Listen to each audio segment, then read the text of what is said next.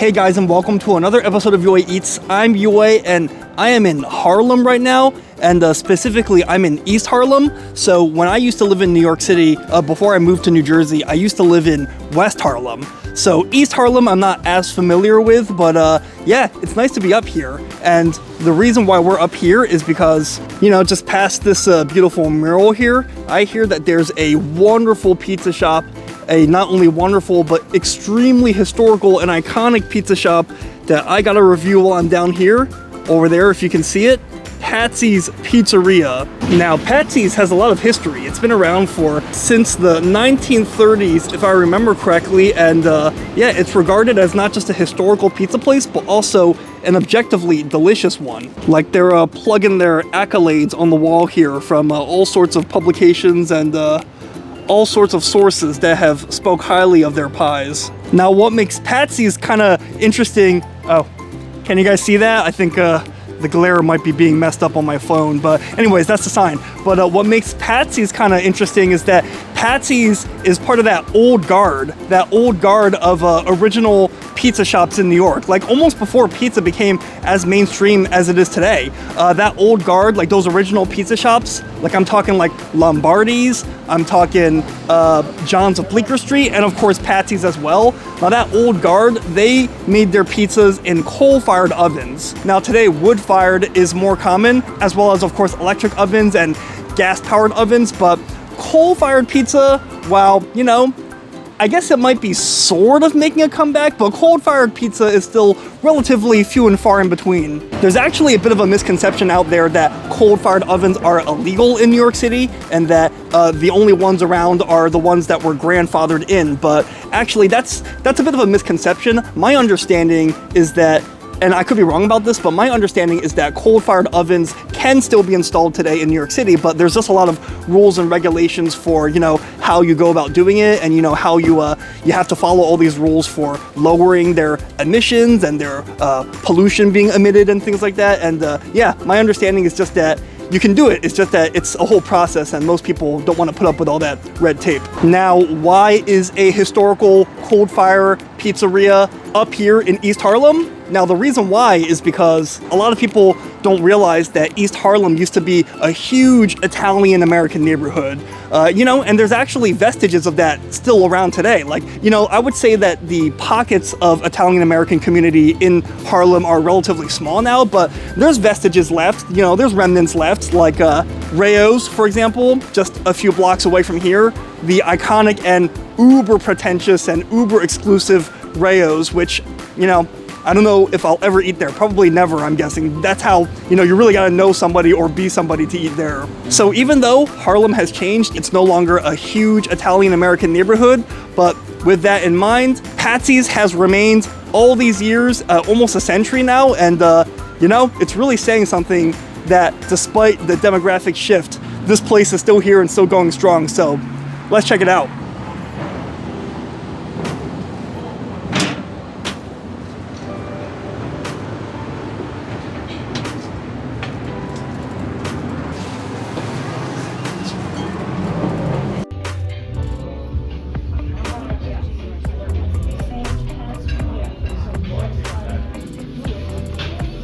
Alright guys, so we are now inside Patsys Pizzeria, and I was pretty close. It's since 1933, and if you guys don't mind, I'm going to put the hat back on. It was a bit of a walk coming over here, and it's cold out, so I had my hat on the whole time, and I do kind of get hat hair. It's really squished flat. Maybe it doesn't look too bad, but nah, I'm going to keep the hat on in here.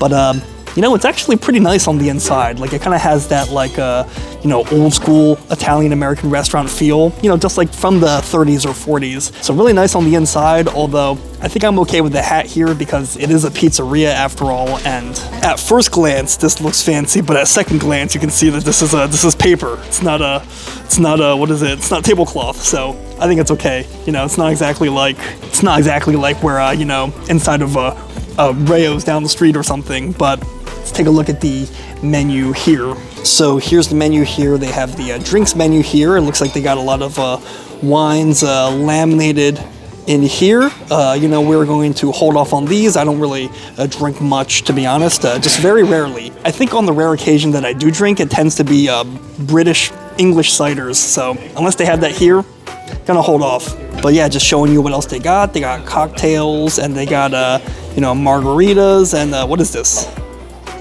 Frankie No Groni. Okay, well, just showing you what else they got, and they also have non-alcoholic stuff like Pellegrinos and things like that. So hold off on that. Let's take a look at their menu, and keep in mind that they are cash only. I made sure to confirm that before I came, so I have cash, so I should be okay. So, on the left here, they got salads and appetizers, and I'm sure this is all great. They got Caesar salad, they got calamari, and mozzarella sticks and things like that. But, well, I guess before we pan to the pizzas on the back, I guess we'll just take a look at some of the pastas they have here, because after all, this isn't just a pizza shop. This is also I believe this is an Italian restaurant in general. So, showing you what they got. They got some sides like garlic bread and things like that. And then, I'm just gonna scroll back up. Chicken parm or eggplant parm, things like that. Your typical Italian American staples. And today, for some reason, when it's cold out, I'm really craving stuff like, I really crave penne alla vodka when it's cold out. Something about that rich creaminess, like penne alla vodka, similar things in different cuisines, such as, chicken tikka masala and things like that. So I guess when it's cold out, just like bears, I feel the need to hibernate and, really bulk up, you might say. So, maybe we'll also go with a penne alla vodka or maybe ravioli vodka for $2 more. So we will see.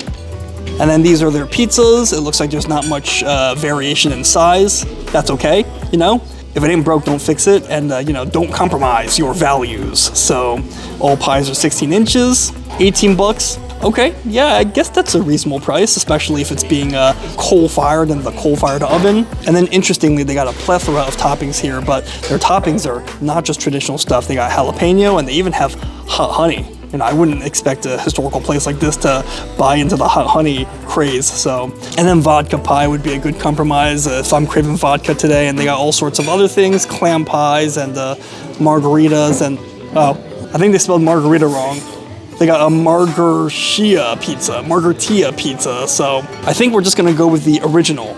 Although I wonder if we can do half and half. I wonder if we can do half cheese and half pepperoni or something. So let's find out together. I'm ready to order whenever you are. Okay. Yeah, I'll do one of the original pie. Do you do half toppings? Yep. Sure. Pepperoni's a good one. So half pepperoni, half original. Just water.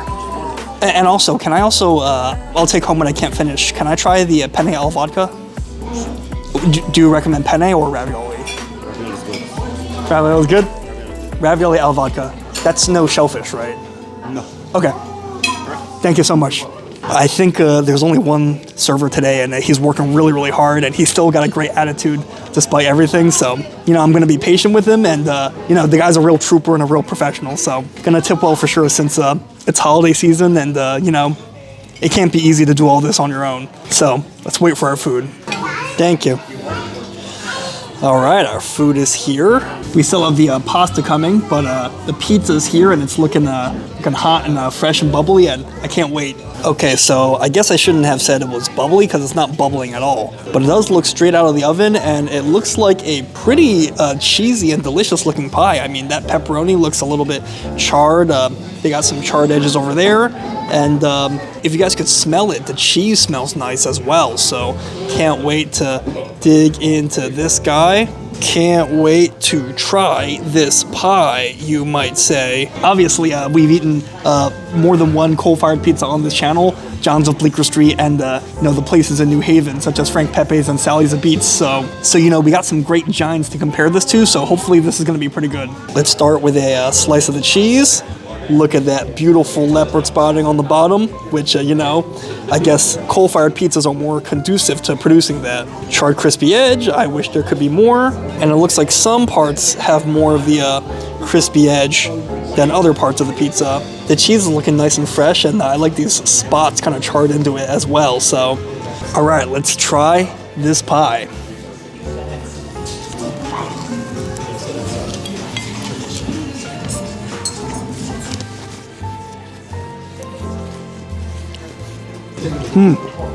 As I said, the cheese is quite nice. like I said, the cheese is of good dairy quality. It kind of has like a slight sweetness. The texture of it's good, like it's a little bit stretchy. It's the right amount of grease that's been pushed out of it. Like, I don't like when there's no grease pushed out of pizza. Some people don't want there to be any grease on pizza. I like when it's like slightly pushed out just like this. And like the milky flavor of the cheese is nice. So let's eat more of this until we get to the edge. All right.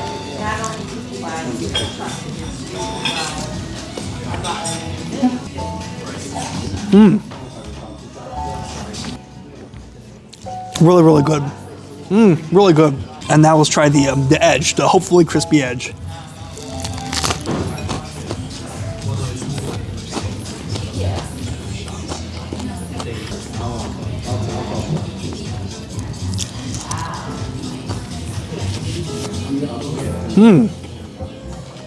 A pretty good pie. A totally delicious pie. Wow. Let's break it down a little bit. Thank you so much. And what just arrived is our ravioli al vodka, and it looks creamy. Just so much vodka sauce on it. Wow, I think I made the right call getting ravioli and not penne. I just can't wait. Like, I don't want to let this sit too long, so let's just quickly take a bite out of the ravioli while it's still piping hot. It's got a pretty delicious cheese filling inside.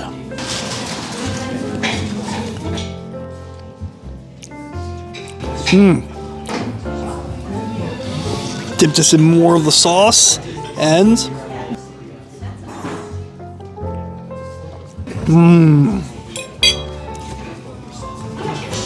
oh, that is delicious. That pretty much tastes exactly the way it looks.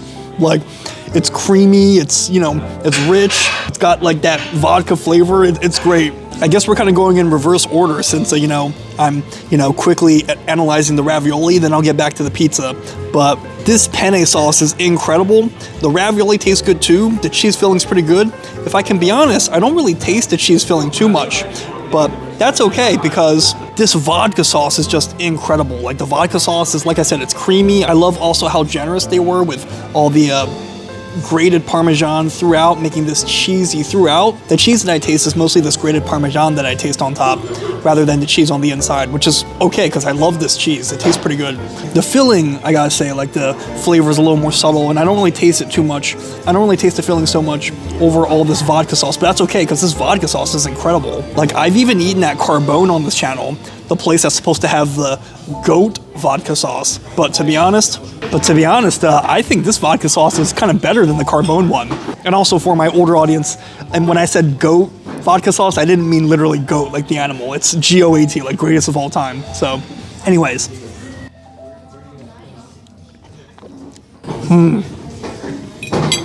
Delicious. Perfectly seasoned too. Not too salty.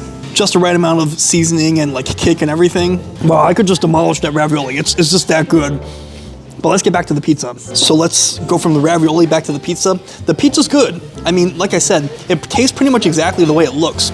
The cheese is really the star, I think. It's got a great milk flavor. It's got like just the right amount of grease to it. Like, the cheese and the cook is great.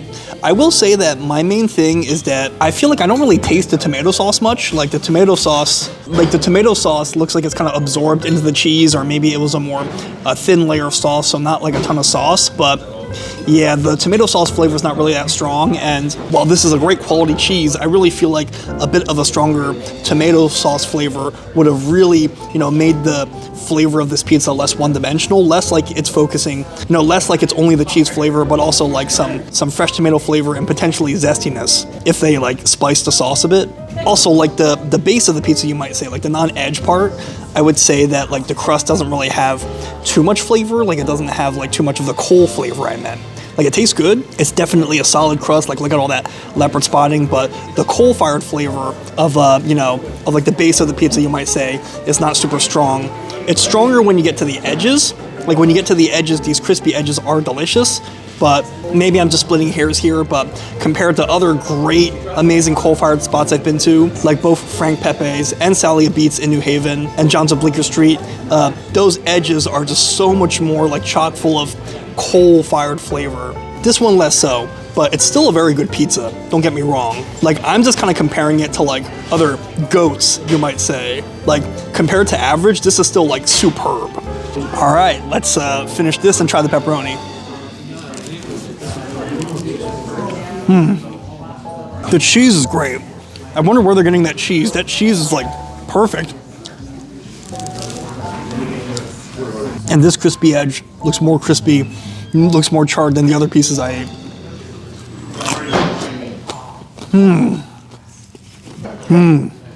Another ravioli al vodka real quick. To be honest, like I said, the sauce is the main star. I don't think you necessarily need the ravioli. I think penne is good enough in this case. Next up, let's try one of these pepperoni pieces, and let's see how the pepperoni compares. The cheese was fantastic. Perhaps the pepperoni will be fantastic-er. So, all right, let's see how these pepperonis are. Hopefully they're a little crispy. That's how I like them.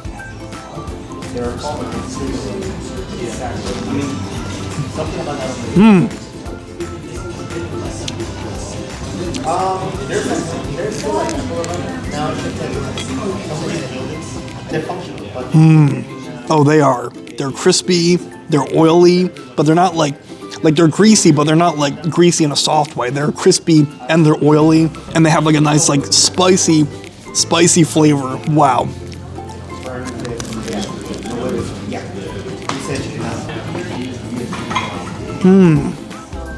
The pepperoni definitely adds like a nice greasy component. Like, you look at the oil dripping, and like I said, a lot of people don't like for pizzas to be super oily, but in my opinion, that is not most people, that is not me at least. I like there to be a little bit of grease, like controlled grease, not like a grease bomb where all the grease is pushed out of the cheese or the pepperoni and the whole thing's an oily mess, but some grease definitely adds some savoriness and some flavor. So I actually thought that this was like the perfect amount of grease on the cheese, but I was wrong. Like, slightly more grease is actually kind of nice.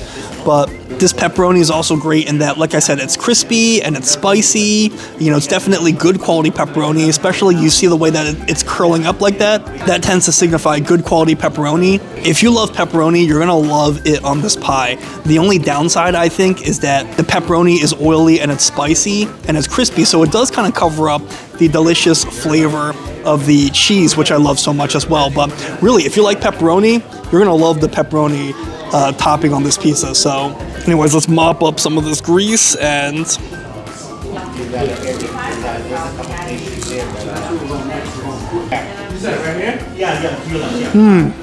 gonna eat more, and then we'll take whatever we can't finish to go, and then we'll share some final thoughts outside.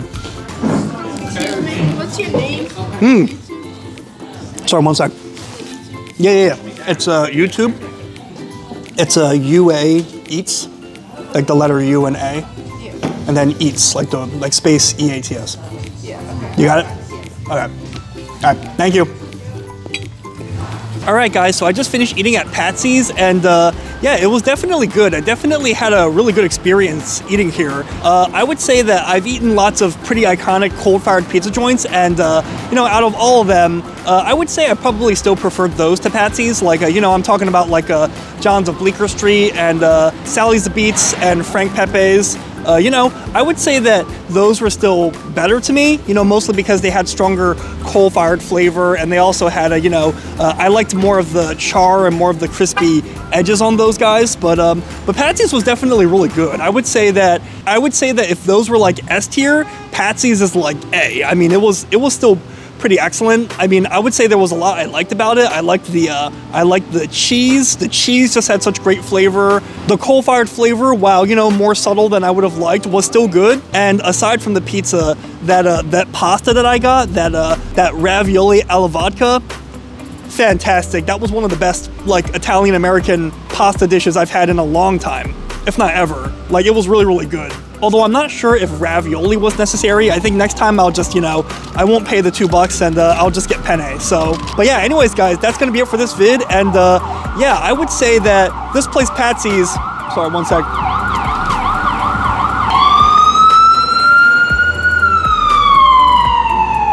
Sorry about that. There was just a siren going by. I mean, we are in New York after all.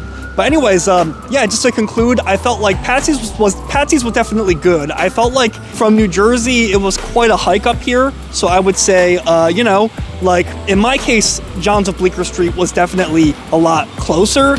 And if, you know, you're in like Connecticut or you're close to Connecticut, I would say that those New Haven and Beats places, you know, they're closer. And yeah, I would say I wouldn't necessarily, if you have one of those excellent other coal-fired options, I would say that it might not necessarily be worth making a special trip just for here, because I preferred those places, I would say. But overall, really, really good. And yeah, I can see why this place is still going strong, 90 years later, and despite how much the neighborhood has changed. But anyways, guys, that's going to be it for this video, and let me know what you guys think, if you've eaten at Patsy's before, and yeah, what's your favorite pizza place? Doesn't have to be an iconic place, doesn't have to be like one of these coal-fired, old school places. Just let me know what your favorite pizza place is, and it doesn't even have to be in New York or New Jersey or Connecticut.